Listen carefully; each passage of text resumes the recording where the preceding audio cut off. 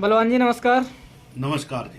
जिस तरह से आप मिशन 2024 पर निकले हैं, आपने नारा दिया है हर घर फौजी, तो क्या लगता है आपको कि जो फौजियों का साथ और समर्थन लेकर 2024 में जो नैया है वो पार लगेगी?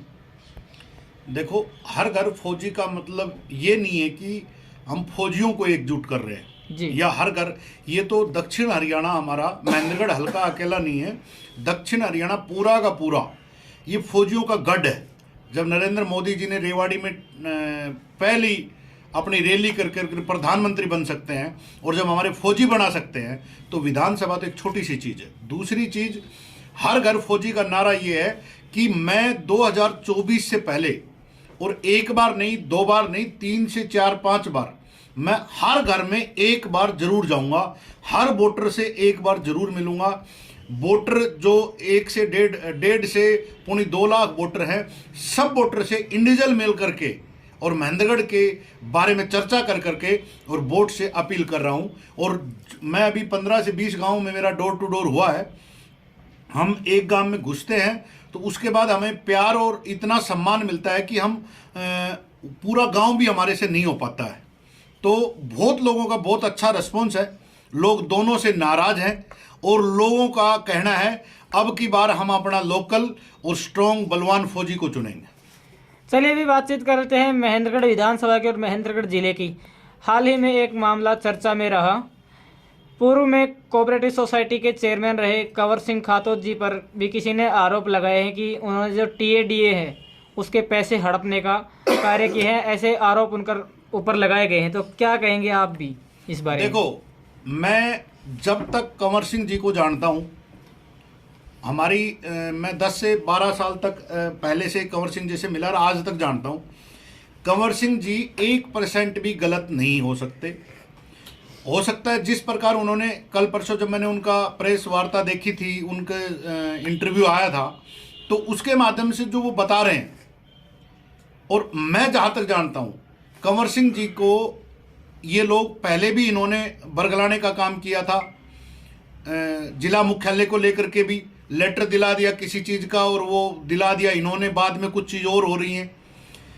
जो भाजपा के लोग हैं, जो हमारे नेता हैं, सीधा का सीधा उन पे ये है कि कहीं ना कहीं उनकी छवि को खराब करने का काम कर रहे हैं।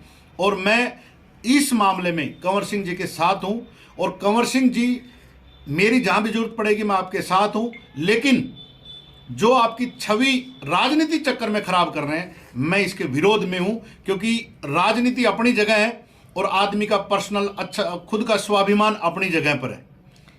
प्रेस कॉन्फ्रेंस के दौरान जहां कोऑपरेटिव सोसाइटी के पूर्व चेयरमैन कंवर सिंह यादव ने अपने आप को डिफेंड किया है, वहीं आरोप भी लगे हैं TADA हड़पने के। तो क्या लगता है कितनी कुछ सच्चाई हो सकती है? देखो, जिस प्रकार कंवर सिंह जी ने बताया, सच्चाई तो क्लियर है कि भाई वो मीटिंग में ही नहीं थे और वो मतलब उनको सिर्फ और सिर्फ कहीं न कहीं आने वाले 2024 में कहीं लोकल कोई उभर ना जाए, जिस वजह से भी उनको ये राजनीतिक मतलब के चलते उनकी छवि खराब करने की कोशिश की जा रही है। मैं सच का साथी हूँ, सच कहूँगा। हो सकता है उन्होंने भी चुनाव लड़ना है और मैं तो लड़ूंगा, लेकिन चाहे सामने वाला कोई भी हो, सच के साथ बलवान फौजी। मेरा किसी के ऊपर सीधा कटाक्ष नहीं है, सीधा कोई टारगेट नहीं है, लेकिन अभी आपने जैसे कहा कि कुछ लोग चाहते हैं कि जो महेंद्रगढ़ की जनता है वो उनसे बाहर ना जाए।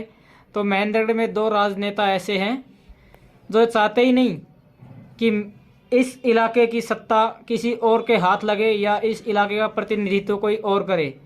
तो ऐसे में बातचीत कर ली जाए तो 2024 के लिए संभावित जो चर्चाएं हैं वो भी चर्चा का विषय बना हुआ है मामला कि अक्षत राव भी 2024 में विधानसभा के प्रत्याशी हो सकते हैं। एक तरफ तो कांग्रेस पार्टी ये कह रही है कि भाई हम वंशवाद के खिलाफ हैं, दूसरी तरफ इसी तरह का कुछ माजरा और यही हाल अपने पूर्व शिक्षा मंत्री जी का भी है।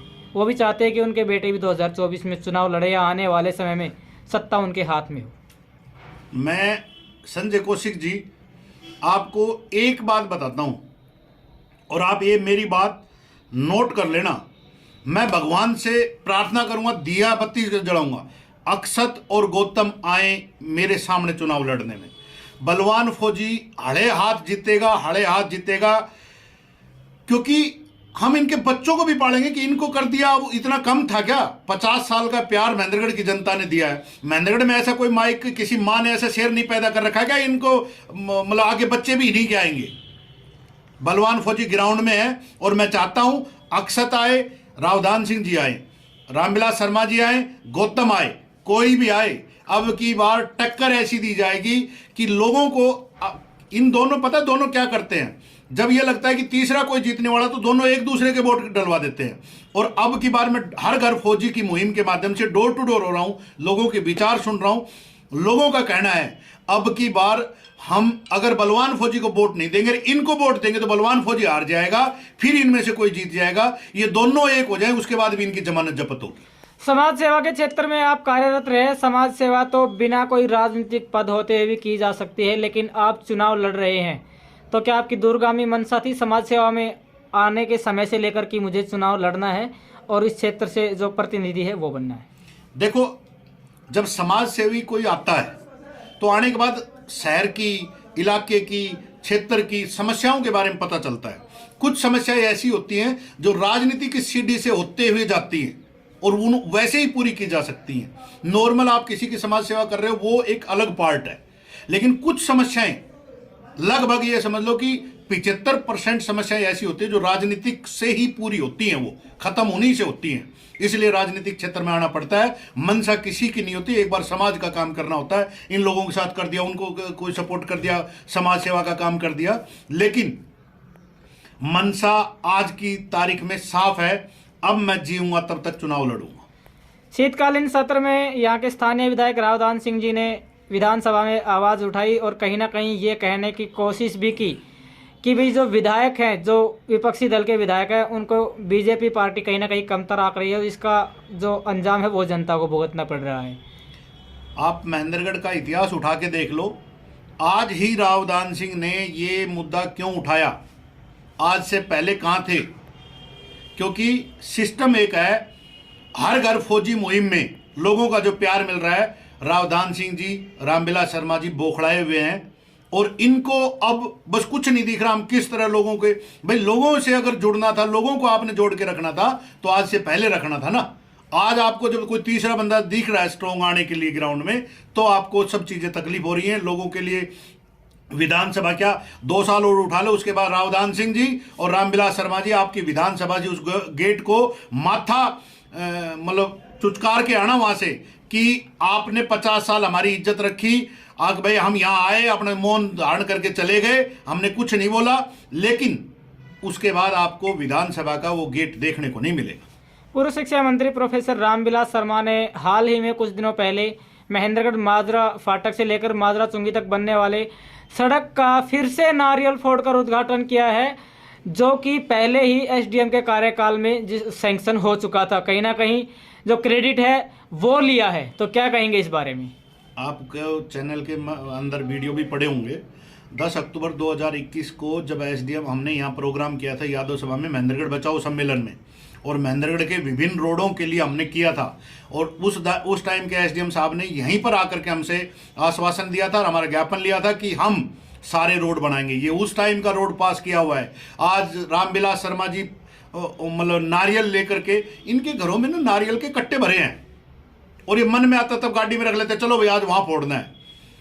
अगर नारियल फोड़ना था तो रोड बनाने के बाद फोड़ते आप।